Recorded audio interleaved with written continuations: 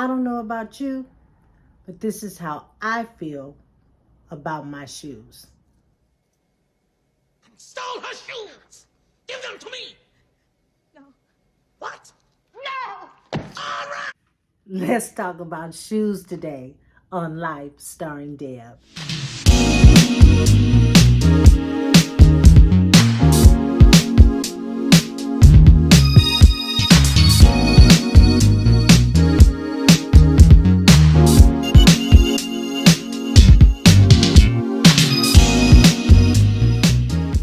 Hey y'all, it's your girl Deb and I'm back with another show. And today we are going to talk about our shoes, specifically our high heels. Now listen, I love shoes and I love high heels. In fact, I have loved high heels since I was a really little girl. I would put on high heels and walk around the house. Couldn't wait to get to the age where I could wear them. In fact, I couldn't wait.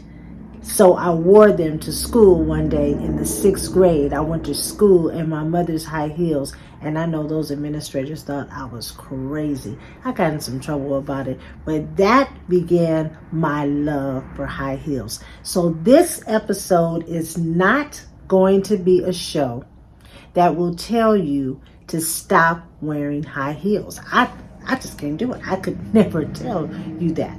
However, I am going to give you some information about high heels, especially to our aging, mature women, because there is a lot to be said about high heels and what it does to our body and what it can do to us if we are injured in wearing them. So I just want to give you some things to think about just in case you might want to start making some adjustments to the shoes that you love. So during the pandemic, when we were forced to stay in, we worked from home, usually in front of a computer screen.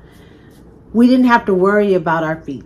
We just had to worry about from the waist up, kind of like I am right now, right? We didn't have to worry about what was on our feet. We didn't have to worry about shoes. In fact, my shoe of choice was either barefoot, some slippers, some thongs, or some socks. Those were my shoes during the pandemic. And so my high heels and my other shoes just got shelved because I wasn't going anywhere and I wasn't wearing them. Post-pandemic, when we went back to work or went back outside or went back to trying to live a normal life, I put on some heels to go back to work. I went back to what was normal for me. And this is the way I looked going out the door. Now I'm hoping I didn't look like that, but I absolutely felt like that. Like my balance was off and I was, I'm like, what is really going on with my shoes and my feet? And what it was that my body had become accustomed to not being high on heels. It became accustomed to being flat on the floor where I had more control over how I walked, right? So what happens is when we wear high heels, it alters our posture. It makes us lean a little forward, like we're always walking on an incline. It also puts more stress, added stress on our knees, on our lower back, and also our Achilles can suffer from it. Now remember, we are aging, so our bodies are aging and our bones are softer. So it can definitely injure us if we should happen to fall in our high heels. And so that's what happened to me last year. I fell and I hurt myself. I sprained my hamstring.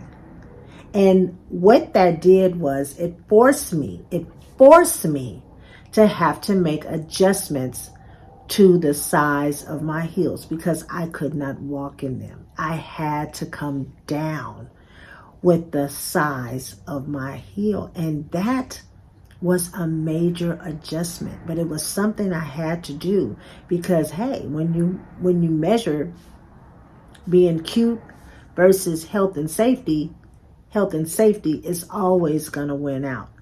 So I had to make adjustments to the size of my heels. Enters the kitten heel. So even I turned my nose up at the kitten heel because when I think about kitten heels, I think about my grandmother, the kitten heels of yesteryear. They were not very attractive. They had, they were small and they were round toe and they weren't cute. And then she'd wear them with these dresses that came down under her knee, like halfway down her calves, and it just didn't look cute. So that term kitten heel was just not something that I was ready to embrace. But after doing my homework and talking to professionals in the field of shoe retail, what I found is what a kitten heel is really, it's just a heel that is smaller than a 6-inch heel. So it's like half of your 6-inch heel is termed kitten heel, but it doesn't have to be a flat heel. And I'm going to share something with you. Some of your high-end designers like Christian Louis Vuitton, they make shoes that are kitten heels that are the same as the high heel that they sell. And that's excellent marketing on their part because they don't want to lose their customer. A lot of their customers are older, of course. They have the money to spend on the shoes, so they don't want to lose the customer because now the customer cannot wear the size heel that they are used to. But you have to ask for it. Like, I want to show you this beautiful red bottom. Look at the heel on this shoe. This is one of my shoes. Look at the heel. I can't wear this heel anymore. I just can't. And this shoe is beautiful. It's black. It's pointed toe. It has a little bit of a wedge down here to help with the balance, but the heel is still too high for me. So what I found out is I could ask them at the store, do you have this shoe in a smaller heel? And they will bring out this shoe if they have it in stock, or they can order it, and it will be half the size of the heel. Same shoe, same shape, same platform in the front, but the heel would be higher. The heel would be lower, making it easier for me to walk in. Now, I haven't done that with these shoes yet, but I'm going to check into that just to see. However, I did do it with the LV, with the Louis Vuitton. Now, again, black shoe, pointed toe, very nice, chic, classy.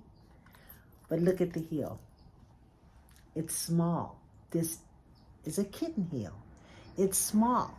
Now, one of the things that I would say about the kitten heel or the smaller heel is that you can still be very sexy.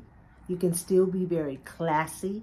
You can still be very professional looking or chic with the lower heel. One of the things that I found is if you get a shoe that has something around the ankle, like this is a chain, but they have, you can strap them or, lace them up or strap them, and that will add to the sexiness of the shoe. But again, you can get a classy shoe with a smaller heel and still look good. But you have to ask. You have to ask at the store, do you have this shoe and a smaller heel. They may not have that exact shoe, but they can bring you something out that's similar to it. So all department stores or shoe departments or shoe stores are not going to be able to substitute the exact shoe for a smaller heel. Some of them you're just going to have to look. You're going to have to look for a shoe that is close to what you're looking for or what you're looking for.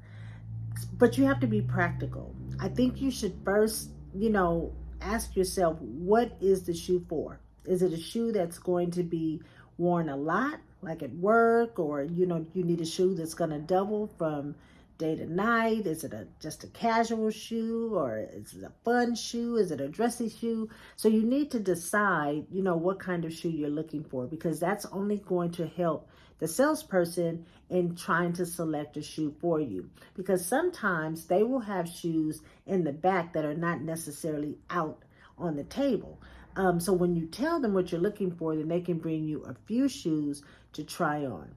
You want to make sure that the shoe is comfortable for you, depending on what it is.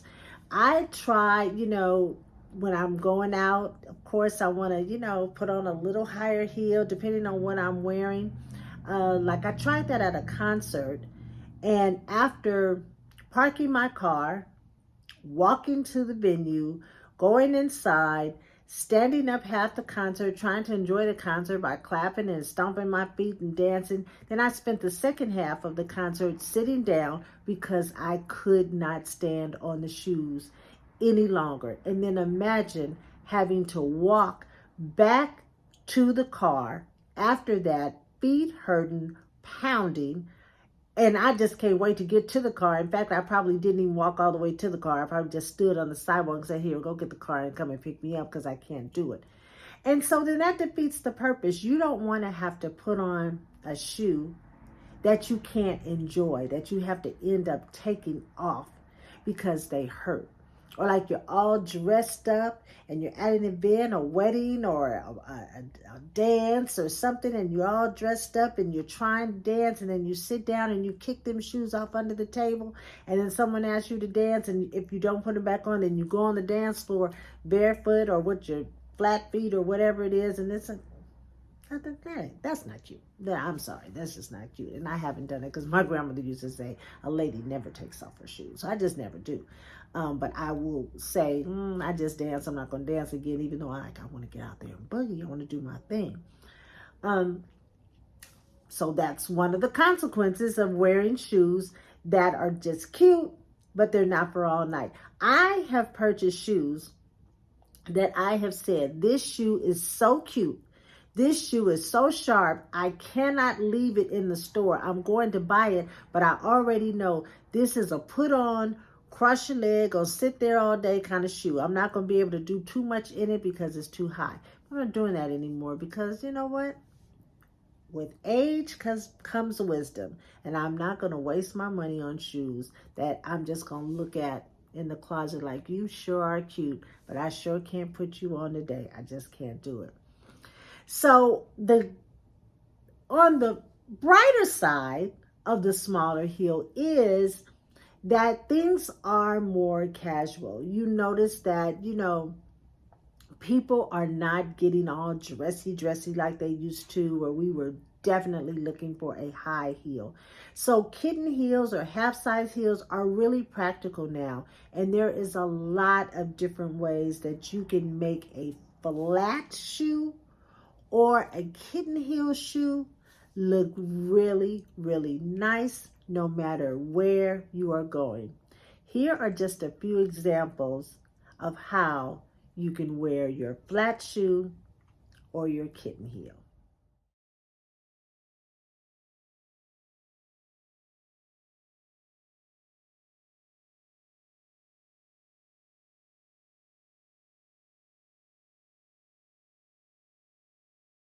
So as you can see by those photos, kitten heels, flat shoes don't have to be the death sentence that it once was in yesteryear. There are amazing ways that you can make those shoes look amazing on you. You can still look sexy. You can still look sophisticated. You can still look classy. You can still look sporty. There's all different ways that you can wear those shoes. But remember, no matter what shoe you select, you have to take care of them. Whether you spend a lot of money on your shoes or not too much money on your shoes, you still have to take care of them. Watch the heels, the bottom.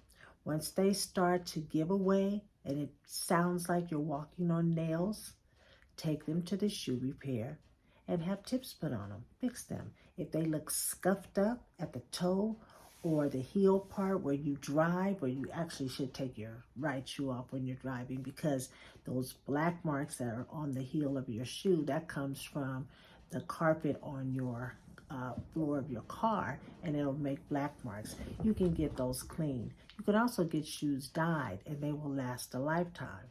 If you spend a lot of money on your shoes, consider it an investment. If you take care of them, they will last you forever. They really will. So you just want to make sure that you're making wise choices, that you think about your body and your health and your age. And if they're sturdy for you, you want to make sure that they feel sturdy on you. Don't forget the wedges. Wedges are excellent shoes. They give much more support than the thinner heel shoes. I am not going to throw my heels away. I'm going to continue to wear them sometimes. I'm not going to go as high as I used to because I don't want to fall. I don't want to hurt myself. But I'm never, ever going to give up my love for shoes. So I hope you enjoyed today's episode. I certainly did. And listen, if you know of a shoe tip or a place that sells really cute, classy shoes, the kind that we like, that will double from day to night, professional to casual, put it in the chat and let us know. We have to share the information. But do your homework. Online shopping is good to buy shoes, but you want to be able to try them on. You want to make sure that they fit right when they get to you. And listen, when we wear our toes out, make sure that we get those feet manicured. Make sure, not our feet manicured, make sure we get our fingers manicured and our feet pedicured, because the worst thing that you can do is have on a nice shoe, sandal, flat, whatever, and your toes don't look good, because people are going to notice your toes before they notice them shoes. I guarantee you. So that's today's episode. Thank you so much for tuning in. I really appreciate all the comments that you give me, all the encouragement that you give me. I appreciate the fan base of people that I've never met, but we've connected. And that is why I'm here. So until next time, be good to you. Take care.